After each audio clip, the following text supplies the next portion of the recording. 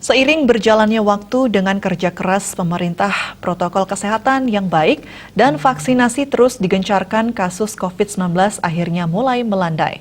Oleh karena itu, masyarakat agar senantiasa mematuhi aturan pemerintah sehingga kasus COVID-19 dapat ditekan dan pariwisata Bali kembali mendapat kepercayaan dari wisatawan mancanegara. Pandemi COVID-19 telah banyak mengajarkan warga dunia untuk terbiasa dengan pola hidup baru. Wabah COVID-19 mengajarkan masyarakat untuk hidup bersih dan sehat. Terlebih Bali yang merupakan suatu daerah yang sangat mengandalkan sektor pariwisata, paling merasakan perubahan kehidupan di masa pandemi ini.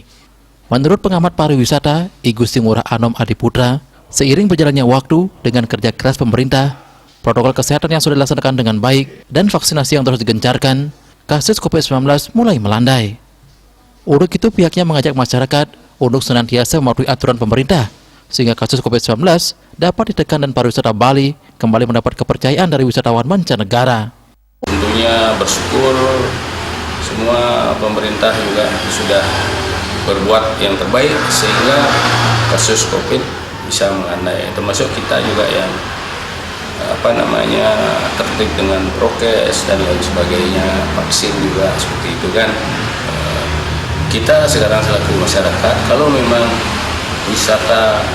pariwisata kita bisa kembali mendapat kepercayaan dunia luar, mancanegara yang biasanya menjadi istilahnya negara-negara utama yang sering ke Bali untuk berwisata.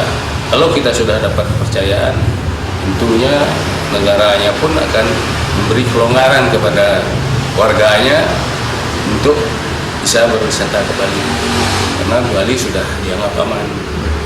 Di tengah munculnya virus corona dengan varian baru, pihaknya berharap masyarakat tetap waspada dan mematuhi protokol kesehatan secara ketat, sehingga tidak lagi terjadi ledakan kasus yang berdampak negatif terhadap pariwisata Bali ke depannya.